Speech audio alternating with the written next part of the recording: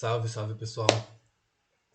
Aula 4 da frente de Física 2 no cursinho da Uniafro. Professor Rodrigo Valente aqui, bem-vindos. Hoje a gente vai resolver um exercício que saiu na FUVEST em 2017. Vamos a ele. Reatores nucleares não são exclusivamente criações humanas. No período pré-cambriano, funcionou na região de Oklo, África, durante centenas de milhares de anos, um reator nuclear natural, tendo como combustível um isótopo do urânio. Beleza, vamos começar a entender essa história aqui. Primeiro, pré-cambriano é um período que vai lá de 4,6 bilhões de anos atrás até cerca de 550 milhões de anos atrás. A gente está falando do período da formação do planeta Terra. Antes, massas de gases, depois um centro mais bojudo, sendo metralhado de meteoros e cometas, um monte de massa se juntando e foi se consolidando, formou o planeta Terra. A gente está falando desse período, ok? E o que são isótopos? Os isótopos são átomos que eles têm o mesmo número de prótons, mas diferentes números de nêutrons entre eles. Okay? Quando um átomo tem um determinado número de prótons e diferentes nêutrons no seu núcleo, eles são chamados de isótopos, certo? Mas ok, vamos começar do começo. Prótons e nêutrons, eles formam o núcleo do átomo, certo? Daí você junta os elétrons e uma esfera em torno do núcleo, chama essa região de eletrosfera e você tem o átomo, certo? Elétrons em volta e prótons e nêutrons no núcleo. Beleza, legal.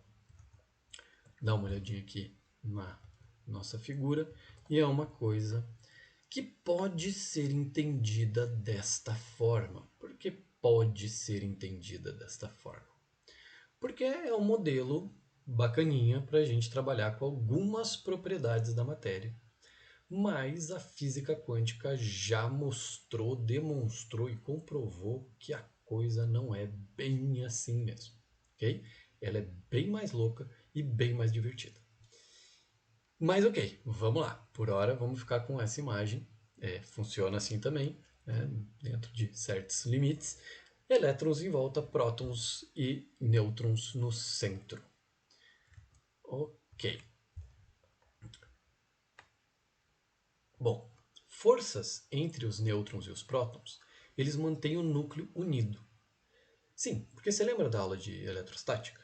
Se eu colocar cargas positivas juntas, elas vão querer se afastar uma das outras e vão cada uma para o seu canto. Mas o nêutron, ele é o cara do deixa disso, nós somos tudo brother, fica aí, e os prótons ficam lá de boa, todo mundo junto. Beleza, mas cada isótopo não tem um número de nêutrons diferentes? Então quer dizer que cada isótopo diferente tem forças diferentes no núcleo. Bom, o que acontece com um átomo no qual os nêutrons não conseguem apartar esses prótons hooligans que querem ir cada um para o seu canto? Ele quebra e perde prótons e vira outro elemento. O número de nêutrons mais o número de prótons a gente chama de massa atômica. Só o número de prótons é um número atômico. Se você mudar o número de prótons, você muda o elemento. Se você mudar o número de nêutrons de um mesmo elemento, você tem uma massa atômica diferente. E a gente chama isso de isótopo. Ok. Mas como assim ele muda o elemento? Dá uma olhada aqui comigo na tabela para a gente ver alguns detalhes da tabela, no caso, a periódica. Vamos ver os detalhes aqui dessa tabela. O primeiro detalhe é o seguinte. Esse númerozinho que aparece aqui é um número atômico. Ele é o número de prótons. O número de prótons determina qual é o elemento. Ou seja, todo elemento que tiver um próton, salvo transformações X, que não é uma coisa, se não for um elemento estável e tal, mas assim, tá lá, pimpão, tá, é estável, tem um próton, é um hidrogênio, eu sei disso. Tá estável, tá tudo certo e tal, pá, não foi lá bagunçado, não é um íon, uma coisa maluca com alta energia. Tá estável, tá ali. Tem 6 prótons no núcleo, é o carbono. Beleza. Daí imagina esse carbono. Ele tá lá, vivendo a vida dele, tranquilo, com sua eletrosfera, sua família de elétrons e tal. E, de repente, chega um, uma, vamos, bom, eu vou falar mais disso na frente, mas chega lá um raio super energético, gama, pá, e bate nele, enche ele de energia, ele fala, uau, meu Deus! Os nêutrons lá, segurando os prótons, falam, não, galera, calma, pum, e não vão aguentar a bronca. E, no fim das contas, esse átomo de carbono vai quebrar, o núcleo do átomo vai quebrar.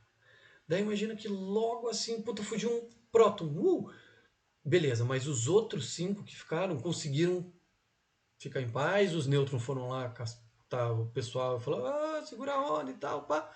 Beleza. E ele se sustentou de novo estável com 5 prótons agora. Esse carbono virou um boro. Ele virou outro elemento. Então, os elementos, eles vão se transformando uns nos outros também.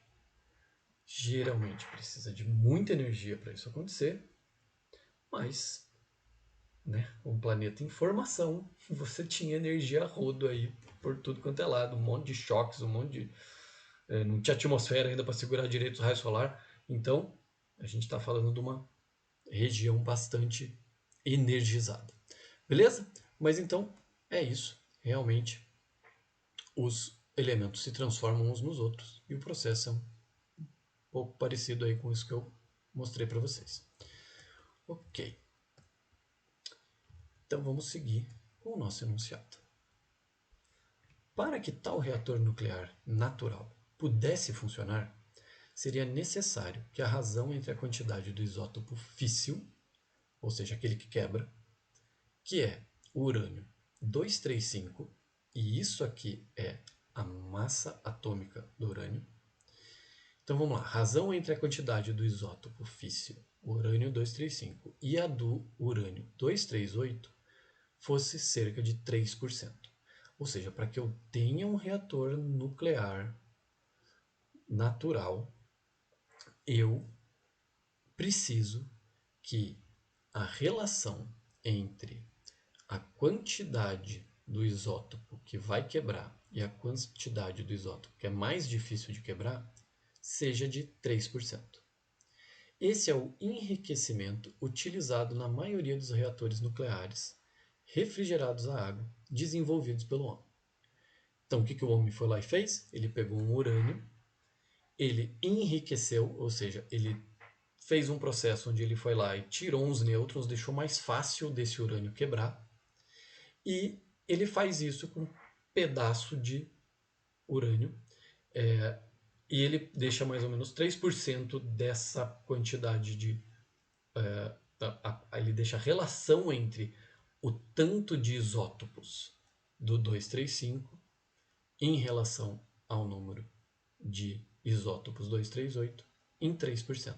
A gente força isso na natureza, daí esse material se torna radioativo, a gente coloca ele dentro do reator nuclear, esse reator começa a liberar essa energia é usada para aquecer um sistema que vai levar água a passar por uma turbina e quando passa por essa turbina, gira essa turbina e gera eletricidade, do mesmo jeito que Itaipu faz. Okay? Caiu a água lá, girou uma turbina, Itaipu fazendo energia.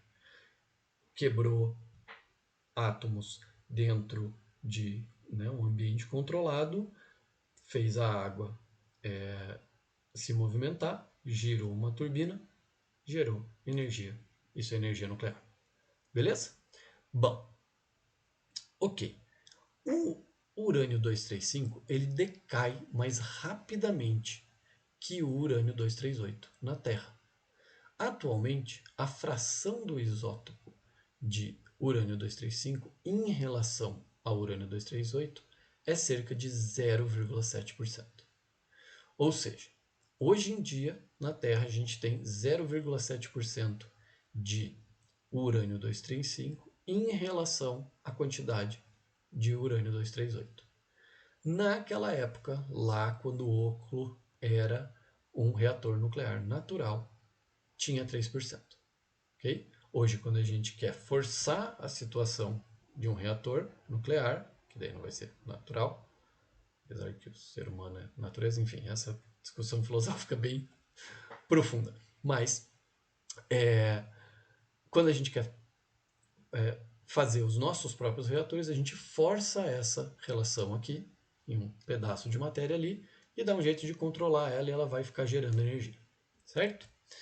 Bom, então, beleza. A gente tem que ter essa razão, certo? Uma razão é o quê? É uma divisão. É uma relação entre duas coisas. Ok? Se ela tem que ser 3%, quer dizer que para cada 100 urânio 238 que eu tenha, eu tenho que ter 3 urânio 235. Você vê que, né? Não parece muito. Mas se eu tiver isso, eu tenho reação nuclear. Ok? Beleza. Então, número de massa maior, mais nêutrons, menos chances do átomo quebrar e desintegrar. Não dá para se passar muito também, porque se você colocar muito nêutron ali, a coisa também não fica muito estável. Né? Então tem os equilíbrios bem assim certinhos, né? Quando a gente está falando da estrutura da matéria. Mas, a rigor, se tiver número de massa maior, quer dizer que você tem mais nêutrons e que você tem menos chance de quebrar e desintegrar aquele átomo. Quando ele quebra, desintegra, a gente chama essa transformação de decaimento radioativo, porque ele emite radiação e quebrar um átomo libera muita energia.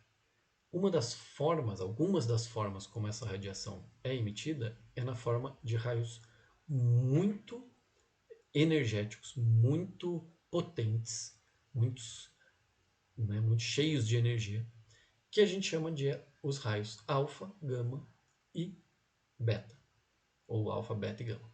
Ok? Gama é aquele do Hulk, lembra? Beleza. Melhor não tentar em casa, tá? Você jogar raio gama em você, chance de que você seja obliterado e deixe de existir é maior do que você se tornar o Hulk. Mas beleza. Vamos lá, então, continuar com o enunciado.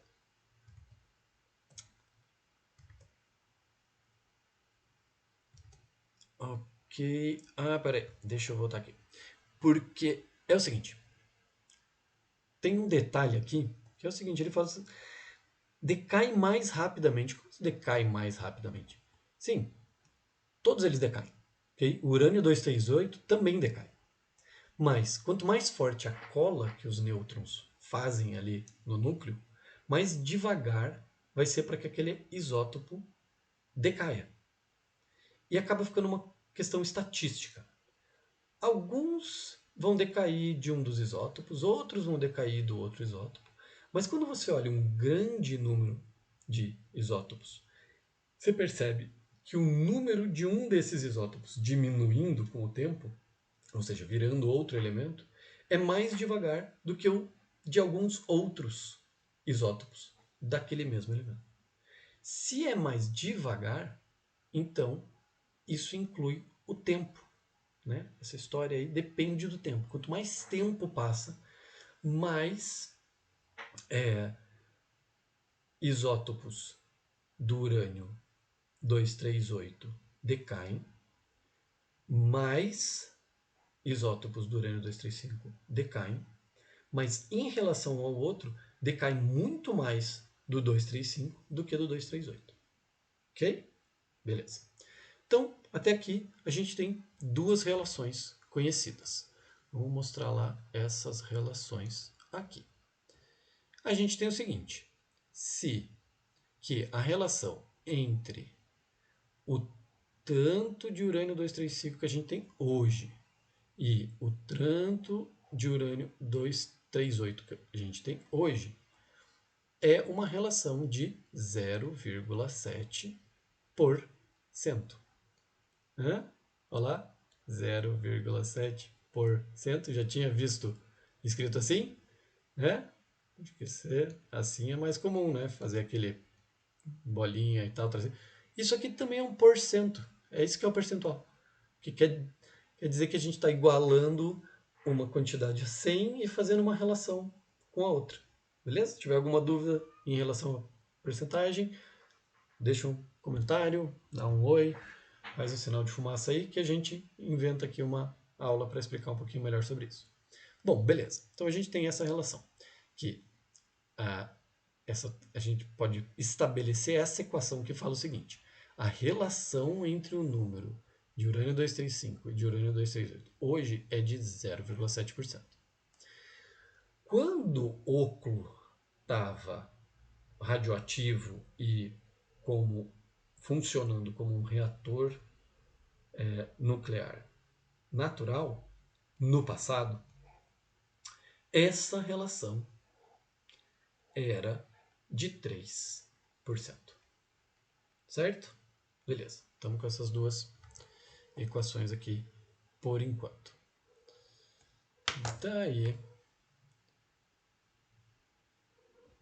dá uma olhada agora no note a note. Vamos voltar aqui no nosso exercício. Note a note.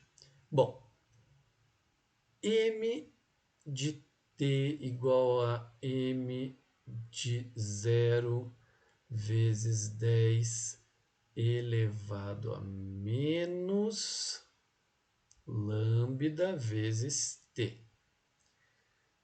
Caraca, que esse professor acabou de falar agora? Foi nem grego. Vamos lá. Ver isso aqui de outro jeito. A quantidade de massa em função do tempo de um determinado isótopo é igual à massa inicial desse isótopo vezes 10 elevado a menos lambda vezes tempo. Lambda descreve a probabilidade de desintegração por unidade de tempo. Ou seja, ele está descrevendo qual que é a chance que aquele isótopo tem de se desmontar dos seus nêutrons não suportarem mais o seu núcleo e ele se transformar numa outra coisa e se desintegrar. Ok? E isso é uma probabilidade pelo tempo. De quanto em quanto tempo eu tenho uma chance grande de desintegrar esse isótopo. É disso que está falando. Então, essa nossa equação aqui, que foi entregue no note a note, ela está fazendo uma relação entre a massa atual e a massa inicial de um determinado isótopo radioativo. Ok? Beleza. Além disso, ele dá para o urânio 238 e para o urânio 235 a probabilidade de desintegração, que é o lambda. Ok? Isso aqui então quer dizer o quê? Que olha, 0,8 vezes 10 a menos 10 dessa probabilidade de desintegração vai acontecer por ano. Ok? Finzinho lá, a gente vai dar uma olhada nessa história aqui do ano a menos 1, mas para você que acompanhou a última aula de potenciação, já está sabendo qual que é isso, né? O que quer dizer primeiro elevar a 1 e depois elevar a menos 1, né? Ok. Então, vamos lá. O que eu vou fazer? Eu vou pegar esses dados aí do note a note e eu vou aplicar nessas relações que eu acabei de descobrir. Ok? Vamos ver como é que isso vai ficar. Então, primeiro o que eu vou fazer é aqui, ó. eu vou escrever essa fórmula dentro dos parâmetros, né, que eu tenho. Então, aquela fórmula está num formato geral, né? A massa pelo tempo e tudo mais. Agora eu estou descrevendo aqui como, beleza, massa, calma, a massa de urânio 235 de hoje é igual à massa de urânio 235 de ontem, do passado, vezes 10 elevado a menos delta, de acordo lá com o valor do note a note, vezes o tempo. E a mesma coisa para o urânio 238. A massa hoje dele é igual à massa inicial lá de tempos atrás, vezes 10 elevado a menos lambda vezes tempo. Beleza. Isso aí vou aplicar agora nessa minha formuleta aqui. Peraí que isso aqui tá me dando um baile. Vamos lá. Opa, o segredo. Ok. Então, eu vou pegar esses dados aqui e eu vou colocar eles aqui. A massa de urânio 235 divididos. Não, a massa de urânio 235 de hoje não é essa quantidade aqui? Então, olha lá. A massa 235 é essa quantidade aqui, do passado. A massa 238 é essa aqui. Eu simplesmente substituí. Ok? O que tem aqui, eu joguei aqui e escrevi isso aqui. Beleza? Ok, agora eu vou substituir os dados que ele me deu. Ok? Inclusive os lambdas. Olha lá, rufem os tambores. Como é que vai ficar essa nossa equação? Tá bom. É isso. Então, eu tenho que a minha relação entre essas massas, que é 0,7%, eu vou colocar aqui. Isso vai ser igual ao quê? Uma relação entre as massas do passado, que para que eu tivesse um reator, teria que ser quanto? 3%, certo? Beleza. Vezes 10, aqui em cima eu coloco o lambda do urânio 235, né, a probabilidade de desintegração dele, vezes o tempo. E aqui embaixo eu coloco a probabilidade de desintegração do urânio 238 vezes o tempo. Beleza? Chegamos até aqui? Tudo tranquilo? Vamos lá. Vamos seguir. Então, apliquei lá uma fórmula na outra. Beleza. E daí, agora, a gente vai partindo daqui, certo? Eu já dividi lá os por 100, tá vendo? Antes tinha um por 100 aqui, eu já fiz a divisão. Então, eu cheguei em 0,007 igual a 0,003. Opa, não pegou? Volta aqui. 0,1 por 100, pronto, eu já dividi esses 100 aí. Beleza. Daí, daquela fórmula para essa aqui, eu ainda fiz um detalhezinho que eu enfiei para dentro do meu parênteses esse menos. Tá bom? Isso matematicamente não faz nenhuma diferença, só vai me ajudar a desenhar as coisas aqui na sequência. Ok, então, próximo passo. Eu vou passar essa. Beleza, vamos lá. Eu vou passar isso para cá dividindo. Você sabe por que eu faço isso? Sabe por que eu posso fazer isso? Sabe como eu faço isso? Qual que é a razão, Jesus, para ficar passando as coisas de um lado para o outro e muda sinal e sei lá o que, e às vezes divide, às vezes multiplica. Não sabe? Faz um comentário. Sinal de fumaça. Dá um oi. E eu vou fazer, né, um videozinho rápido ou uma explicação, ok? Para vocês não ficarem perdidos com essa história aí. É muito mais simples do que parece, gente. Mas enfim, né? Então, beleza? Mas aqui eu vou na agilidade aqui do rolê. Passei para lá. Tava multiplicando, passei dividindo. Outro lado do sinal igual. Maravilha, ficou do mesmo jeito isso daqui.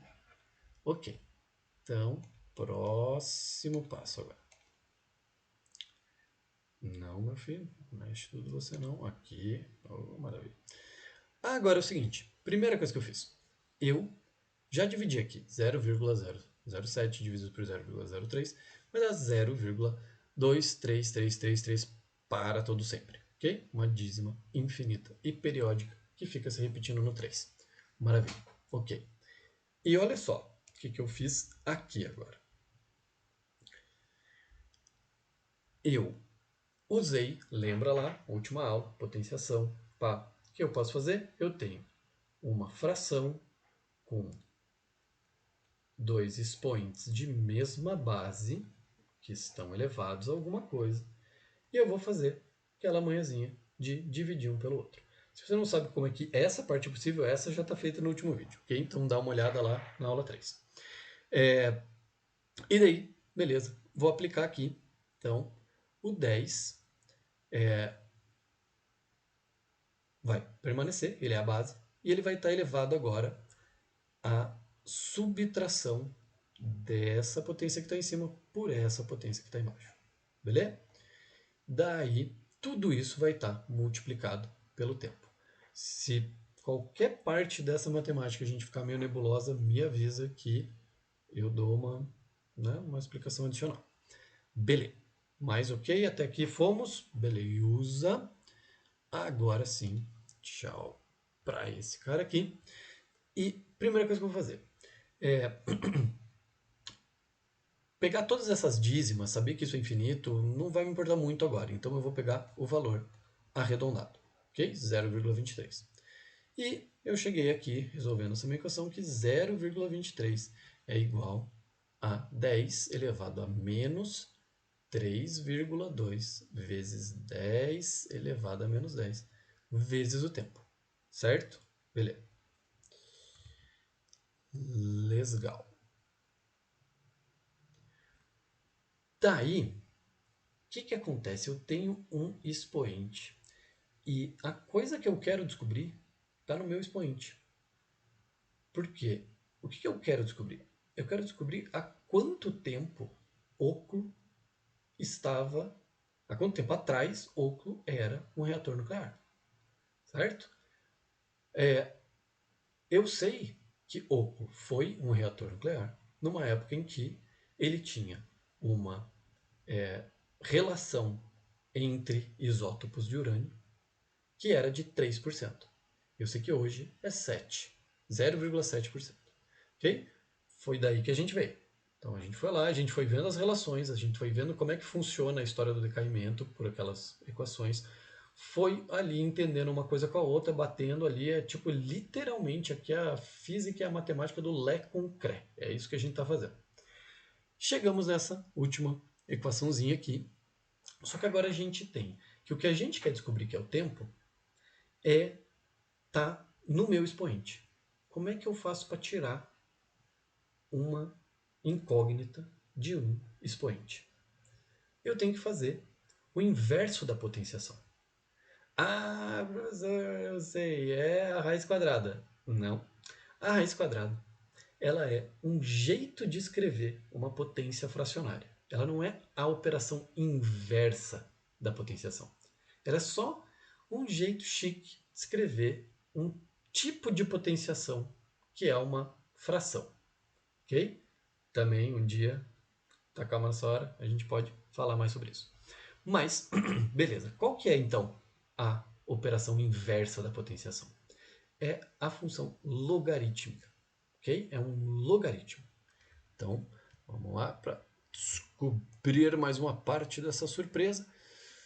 O que é uma função logarítmica? Uma função logarítmica é o seguinte: é uma função que, quando você tem um determinado número, que é a sua base, se você eleva a sua base a um número x, você encontra o valor do seu logaritmando. Ou seja, se você pegar 10 elevar a x, você encontra o a. Tudo isso relação entre números. Tá, gente? A gente está aqui na álgebra. Matemática é uma relação entre números. A gente às vezes pega umas coisas que nem eram números, mas a gente entende elas como números e daí vai brincando com elas. Essa é a ideia central da matemática, certo? Então, nesse caso aqui, o que a gente faz? A gente tem uma função, que é a função logaritmo ou logarítmica, que me diz isso, me relaciona com uma potência da forma inversa. Ou seja, quando eu tenho um número e eu elevo ele a uma determinada potência, eu chego no outro número. Agora, se eu tiver o logaritmo desse outro número na base que eu elevei para conseguir chegar nele, eu vou ter a função logaritmo. Beleza? Ok. Então vamos lá, mais uma descoberta. Então agora eu vou aplicar a função logaritmo. Certo? Beleza.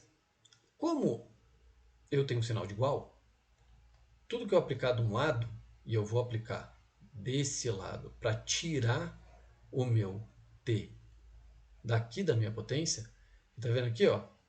Olha lá, o x não está em cima de nada aqui. Ele está em cima de alguma coisa aqui. Então eu aplico o log dos dois lados, porque quando eu aplico isso aqui, eu consigo desmontar ele nisso aqui e eu consigo encontrar o que está elevando ele fora da elevação. Ok? Só que, se eu tenho um sinal de igual, tudo que eu fizer de um lado, para que eu mantenha essa igualdade, eu tenho que fazer do outro.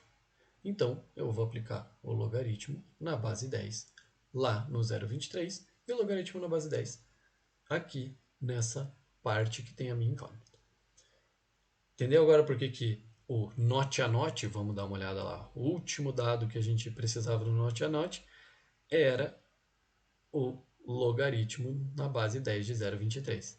Daí você fala, começou a ler aqui, bateu o olho na questão e falou, mano, onde é que eu vou chegar, velho? Porque eu vou ter que usar isso aqui. Beleza, chegamos, né? Viu só? Vamos lá. Então agora, esse valor eu tenho. Beleza, o que vai acontecer então? Esse valor é lá, né? Note a note, vai lá ver menos 0,64. Olha só, qual que é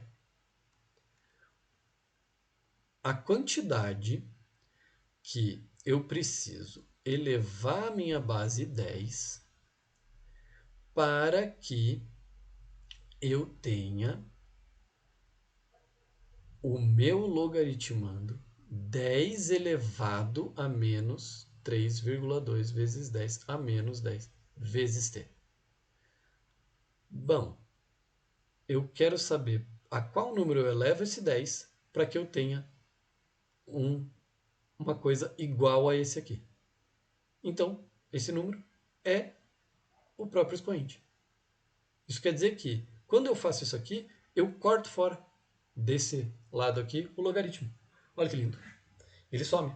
E daí, o que eu tenho? No fim das contas, eu tenho meu x. Ok? E esse meu x é quem? Menos 3,2 vezes 10 elevado a menos 10 vezes t. Maravilha? Maravilha. Agora, próximo passo. Eu vou fazer o quê? Eu vou isolar esse tempo. Tá tudo bem? Eu vou isolar esse tempo. Por quê? A hora que eu isolar ele, eu deixar ele sozinho do lado, o que tiver do outro lado é igual a ele. E é isso que eu quero encontrar, não é? E daí, se eu fizer essa continha aqui, menos 0,64 divididos por menos 3,2 vezes 10 elevado a menos 10, eu vou ter esse valor aqui de 0,2 vezes 10 elevado a 10. Quem se perdeu aqui no 10 elevado a menos 10, que virou 10 elevado a 10 quando foi dividido, ou quando dividiu alguma coisa, dá uma olhada na aula 3, tá bom? Beleza. Então, por fim, eu tenho agora um valor para o meu tempo. Isto aqui pode ir embora. E eu vou ajeitar. Opa, quase eu desajeito tudo. Não, eu vou ajeitar essa minha resposta como uma notação científica. Notação científica, aula passada. Vai lá. E eu vou chegar ao fato de que eu tenho o tempo que vai ser de 2 vezes 10 elevado a nona. 2 vezes 10 elevado a nona dá 2 bilhões de anos atrás. Como é que apareceu esse anos aqui? Tinha anos a menos 1 e tal, pá. Bom, olha aqui, ó. Eu não peguei esse T que estava em...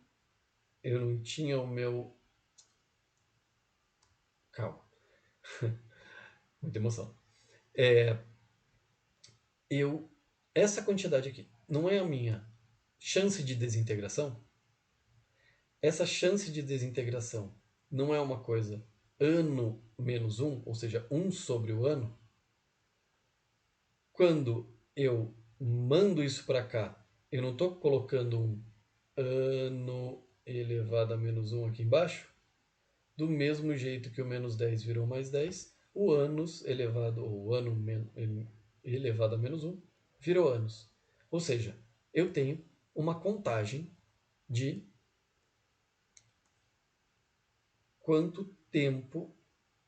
há quanto tempo atrás a relação entre o número de isótopos, ou a quantidade, a massa de isótopos do 235 do urânio era... Calma, deixa eu começar essa frase de novo. Eu tenho a quantidade de anos, tempos atrás, tempo no qual a relação entre isótopos urânio 235 e isótopos urânio 238 era 3%, de tal forma gerando um reator nuclear a céu aberto no meio da África. Logo, a nossa opção é a C. Certo, pessoal? Então era isso por hoje. Denso, né? Foi denso, mas divertido. Então, é isso aí. Espero que vocês tenham gostado, espero que vocês tenham entendido mais do que gostado. E tamo junto até a próxima aula. Um grande abraço.